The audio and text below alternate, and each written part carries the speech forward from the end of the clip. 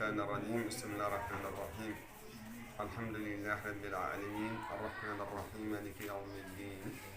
إياك نعبد وإياك نستعين اهدنا الصراط المستقيم صراط الذين أنعمت عليهم غير المغضوب عليهم ولا الضالين. اللهم صل على سيدنا محمد الفاتح لما أخذ والخاتم لما سمع ناصر الحق بالحق والهادي إلى صراط المستقيم وعلى آله حق قدره ميزان العظيم. إن الله وملائكته يصلون على النبي الذين آمنوا صلوا عليه وسلموا تسليما. صلى الله تعالى عليه وعلى آله وصحبه وسلم تسليما. سبحان ربك رب العزة عما يصفون وسلام على المرسلين الحمد لله رب العالمين. أما بعد، من محمد ولي Diallo hollande Fassé haray meɗen tummodiri ɗo e nde ɗo nokkure kamen woni ɗo e hoddiro Allah haray jama miside hollande yaltuɓe men fop ino tummodiri ɗo emen wonɓe Konakri ɗen.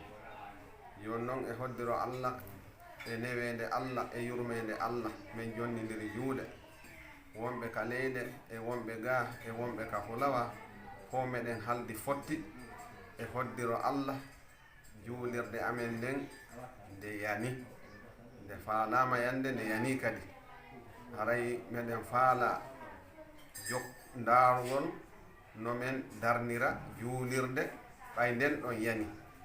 haray noon ko sabu ɗum waɗi men ɗo oɗo vidéo sabu Allah ene laaɗo hollutugol dendagal sorti san miside hollande yaltuɓe men fop e wonɓe ka miside amen fop e dendagal e kala julɗo mo Allahu newnani wallito sabu Allah ene laaɗo no juulirde nden darra.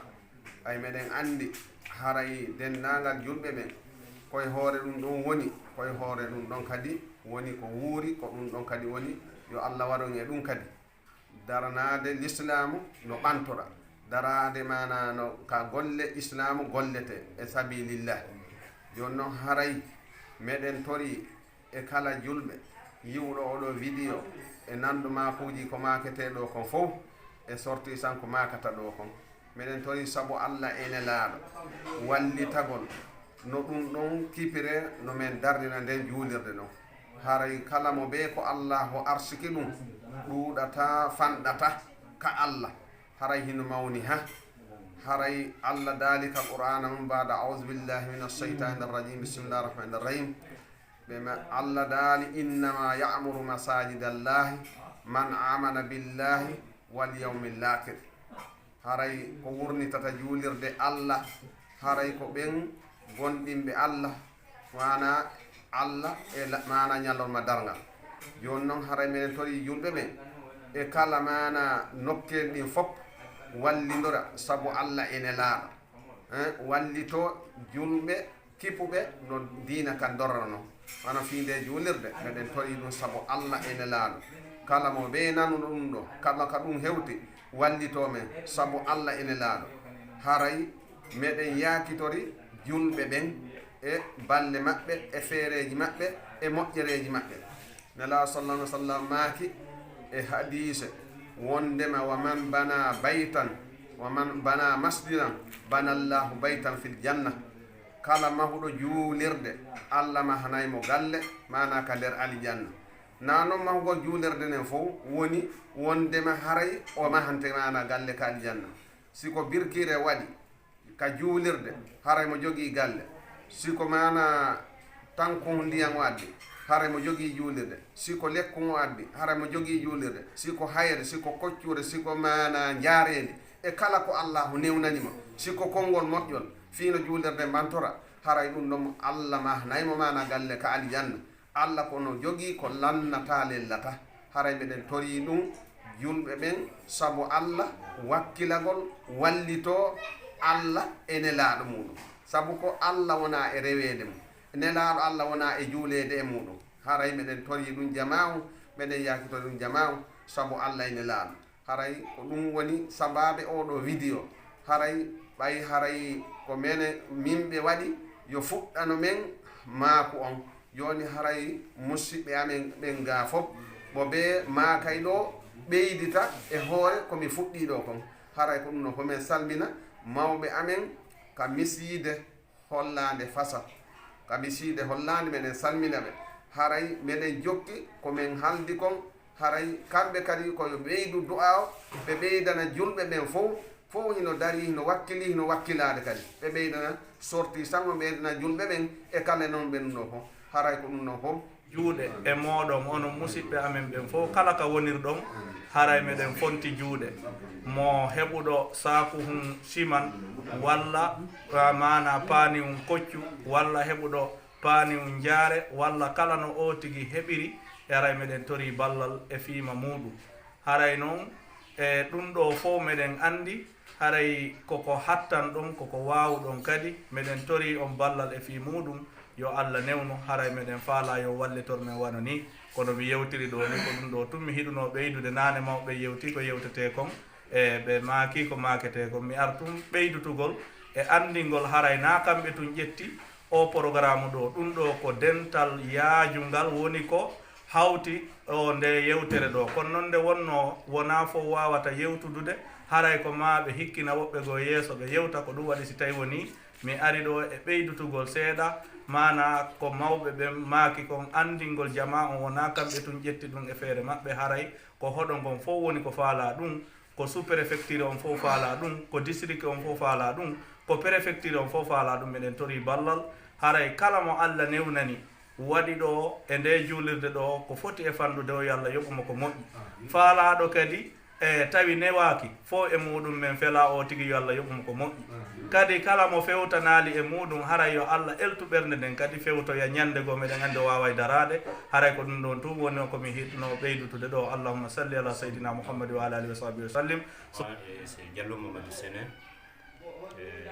le président des ressortissants et amis pour le développement de Hollande.